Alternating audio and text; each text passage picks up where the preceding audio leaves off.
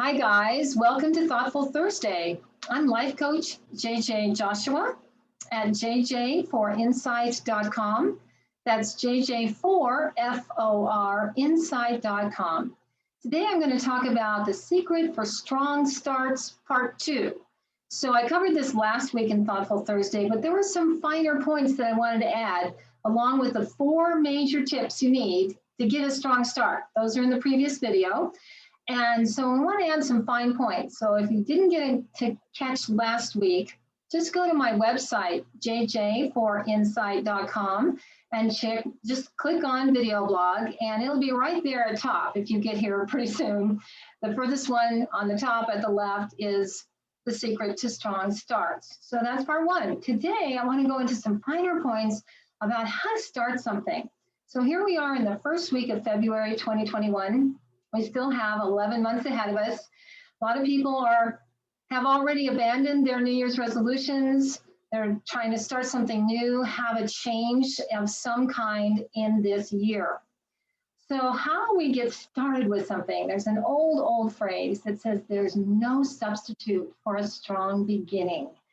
So how do we start something?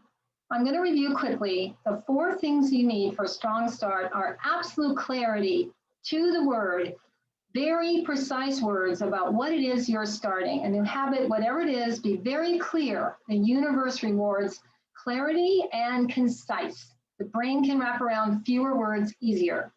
Change is hard, you guys. It's just hard for humans to change. So these tips and these ideas are to help make it a little easier for you. Tip number 2 is accountability. Make sure you have a buddy, somebody you're reporting to. If you do this all alone in your silent little aloneness, it just kind of disappears into the universe. But if you have a buddy or a Facebook group, somebody to report your changes to, you're going to be a lot stronger. And the third one is tracking. So as you're tracking and reporting to someone else, you're going to be stronger in your change efforts. And the 4th one is be very clear about the why. Why are you doing this? You want to get deeply involved in the emotional motivation. There are 3 things that inherently cause us to want to change. 3 inherent motivations in the life experience. And the first one is necessity. Something happens in your universe that requires a change. Maybe you've lost a job. Maybe you really have to completely find a new career. Maybe someone is ill in your life and your schedule has to change. So necessity is the main driver for most of us. And the second one is pain. There's something very painful in your life.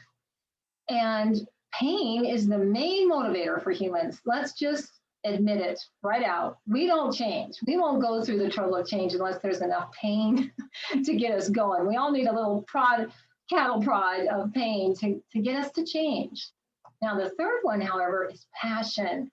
There's something beating in your heart that wants to be expressed, wants to be manifested, and it may be an answer to the pain point or the necessity. If you got all 3 of those going for a change, you're going to be likely to make changes. So wrapping your head around what is really motivating you to change and getting in touch with that why. But there's another thing. To really keep your changes going. So let's say you've gotten real clear with the universe and you've written down what you're going to change. You've got your accountability buddies lined up, at least 2. Have at least 2, because you kind of need a posse. Maybe 3 would be better, but at least 2 people that you can report to about your progress that will just witness your progress, not shame you when you fall off, and not get overly too excited. Just, one day at a time, staying with your buddy. And that third one, tracking every day, track your progress. As you're doing that, that's where I want you to add this other aspect when you're tracking. And that is the element of praise and celebration. So when you're doing your tracking, even if your tracking was, oops, I didn't get to it today, even if you got a circle on that calendar day, you're still going to try tomorrow. You're going to resume. And so you want to train yourself like a puppy. Who's awesome? You are awesome. Praise, kindness, kindness, encouragement actually builds what's called dopamine expectation. If your body and your inner child are expecting to get praised for every effort, so you fall down, you get back up. Life isn't about how many times you fall down. It's about how many times you get up, right? So a quick story. Years ago, I was at an amazingly huge bar mitzvah and at a beautiful home on the foothills of Boulder, Colorado, and hundreds of people there. Food, oh my goodness, the food. Beautiful food. And there was this low coffee table that was just resplendent with meats and cheeses and all kinds of delectables. And the owner of the house was a foster parent for dogs that were being raised to potentially go into being helping dogs. So along comes this little golden retriever, exactly the height of the table, and all this food out there. And of course, he starts chowing down. We're kind of standing around going, oh, what do we do? You know, you can't, what do you do? So he was there, he saw what happened. And I watched him just pet the dog, get the dog's attention with a nice touch. And then he gently took his muzzle and moved it away. He shifted his attention and took him outside to play Frisbee. So this was fascinating to me, and I wanted to find out more about it. And so I said, well, when you're raising a helping dog, never scold them. We're trying to mold them into being a service dog to absolutely love humans and to trust them implicitly.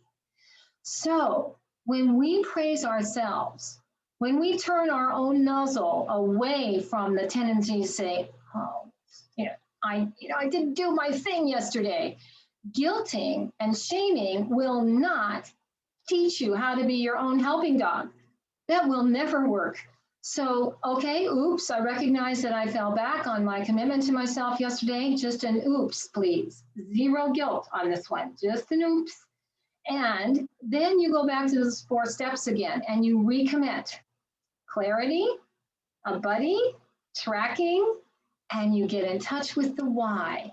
So I recommend that every tiny success you make, every tiny step, baby steps that you are taking toward your change, that you praise and acknowledge yourself lavishly. I mean, like embarrassingly lavish, because there's a part of you that needs to be trained to like change. Let's face it, most of us are change adverse. But if you're getting praise for every tiny little step, instead of just, I'll praise myself when I actually accomplish this. This is the only day we have. We live our life one day at a time, 16 hours at a time. So take a moment to hug yourself, praise yourself, and when you're reporting to your buddy, do that in a very positive way. Today I did this, and I can do better. And I'm choosing to do better tomorrow. Always praising yourself with a kind voice. So I thank you so much for clicking in today to learn a little bit more about how to strengthen your starts. A project, a whole new life, whatever it is you're starting, really nurture those starts. And a start isn't just one day. A start can take several weeks before you get some traction under you. Habits take on average 66 days for most people in any form of habit change to take root, where it moves from being a discipline to being a habit with automaticity. 66 days, some people it can take longer. So set yourself up for success with your starts and just figure on, 70 days. I'm going to go the distance. And be kind. Make sure you are praising yourself. Who's awesome? You're awesome. And I just wish you for this coming year, wonderful positive changes. But the most important thing is to be kind to your own mind. Take care of your self-talk with kindness and praise whenever you can. Thanks again for clicking in. Ta-ta for now.